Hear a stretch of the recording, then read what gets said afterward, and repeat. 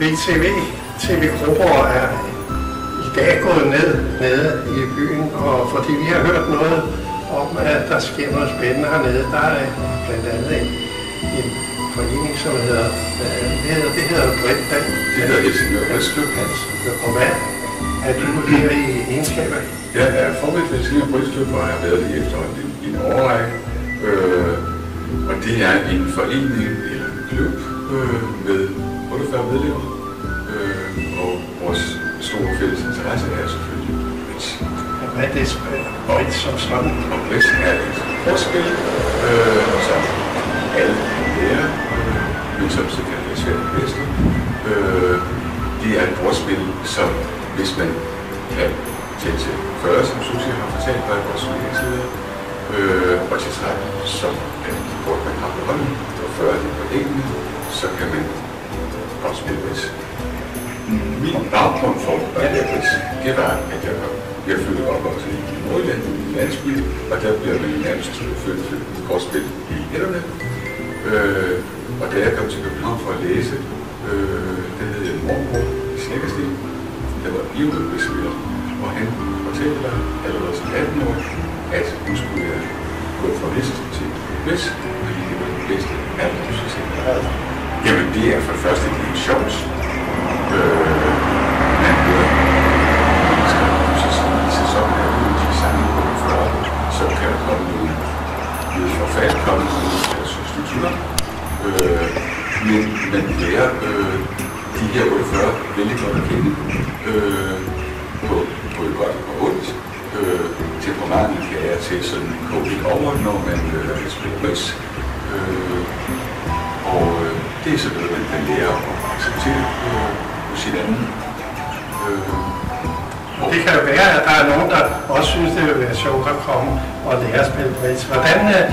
Hvordan er jeres forening sådan skruet sammen? Vores forening er skruet sådan sammen, at vi netop har indført undervisning. Det er anden sæson, vi skal have undervisning. Og vi har undervisning for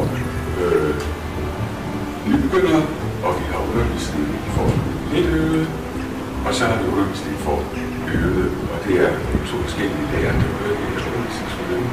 Så vi vil meget gerne udvikle klubben og få udbredt kendskab til bridge, og der vil også få medlemmerne.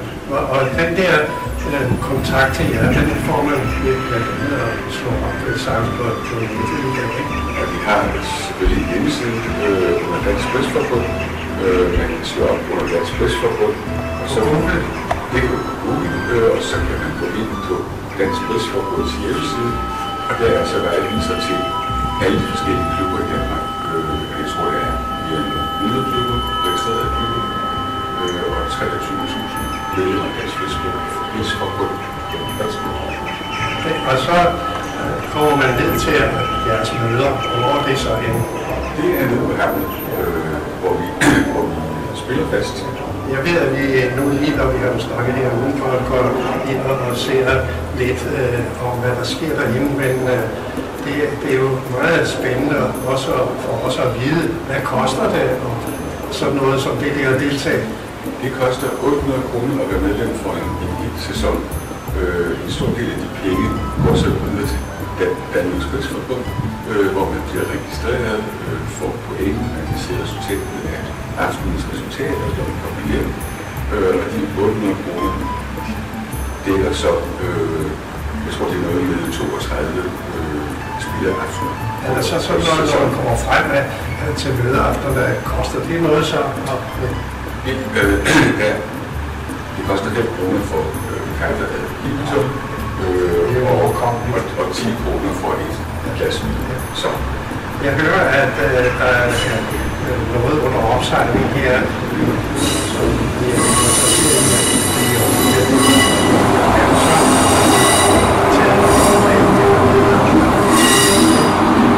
Jeg synes, at det her er jo spændende, så nu kunne vi jo se, om vi kunne få en ny inden på tabloet her. Jeg synes, det var en god idé. Og hvad hedder den? Den hedder Susie Rasmussen, og er vores... Jeg kan se, den står herovre, så jeg ved. Ja. Kom du bare frem. Ja, så har vi fået en ny frem herovre. Det er jo dejligt, fordi jeg har hørt noget om, at der er nogle aktiviteter, som I lægger op til? Hvad er det for noget? Ja, det er, at vi sammen med Danmarks Bridge-forbund og 100 andre klubber i Danmark, der holder vi Bridge-dag den 28. august. Og i Helsingør er det sådan, at der er 2 arrangementer, nemlig det ene, der starter kl. 10, og så det næste hold, fordi vi håber, der kommer mange, starter så 13:30. Og det er for at invitere folk, der har hørt lidt om Bridge, og komme ind og se, hvad er det egentlig for noget, sådan at de ved, hvad det er, de går, eller ved lidt om, hvad de går ind til, inden at de melder sig til et kursus. Og hvor skal de så komme hen? Jamen til Bridges dag den 28. der er det på aktivitetscenteret dernede. Og der bliver der jo så fortalt lidt om Bridgen, og der bliver spillet kort. Det har jo vist sig, at kort, det at spille Bridge, er godt for sund og sjæl og bekommelsen. Det er jo godt for os. Det kunne lade sig gøre. Men jeg synes, vi skal gå ind og se, for jeg ved, at I holder en... Hvad er det, I gør i aften? Ja, i aften, der har vi jo sommerbridge. Og det har vi om sommeren, der har vi det tirsdag aften, og så hele vinteren er det jo mandag aften, og alle kan være med. Så det er jo fint. Ja, vi ser frem til lige at gå ind og kigge. Du er meget velkommen. Tak skal du have.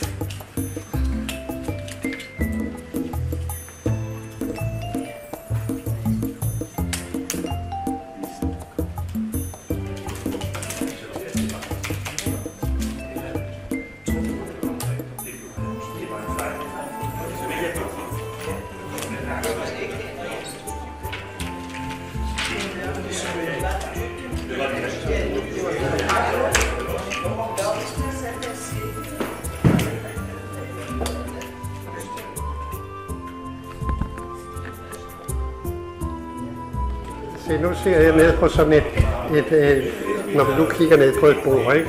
Så ligger der sådan nogle 4 plastikæsker. Ja, vi kigger ned på sådan 4 plastikæsker der. Hvem lægger dem i systemet? Det gør en computer. Så fysisk er det så Bo, der sidder der putter den ned i det der plastik. Og det gør så, det går videre til et andet bord. Ja. Og bliver spillet igen med den samme kortfordeling. Er der en indikation af, skriver man hvad ja. Står der der? Der står for eksempel her 21. 21 ja. Vist, ikke? Ja. Og så ved man, hvad det er for noget. Så ved man, hvad spil det er, når man går ind, når man kommer ind 4 gange. Ja. Hvad betyder de der? Jeg ser, at der så er til bliver lagt sådan nogle... så. Ja.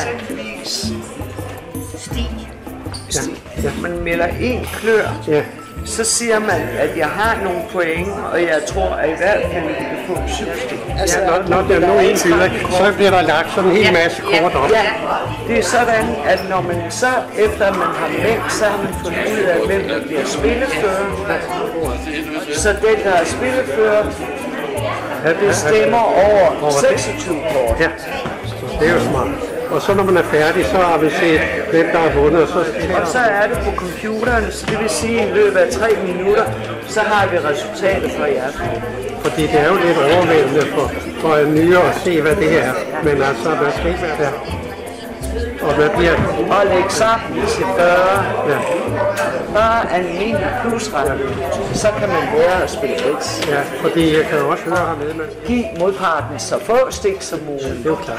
Og det er jo det bliver sammenlignet på. Fordi jeg har jo været i familie, hvor de sidder og skændes om, hvor dårligt de spiller kort. Det gør man. en gang imellem, hvis du bliver her længe, så kan det jo godt risikere. Nu kan jeg se, at nu undskyld, nu kan jeg se, nu fanger bordet, ikke? Og det er jo så det, der kaldes ned. Ja. Så jeg siger tak, fordi vi sådan må få et lille indblik i det her mystik omkring at spille bridge. Ja, og I er meget velkommen. Tak skal du have. Kom og prøv selv. Ja, tak.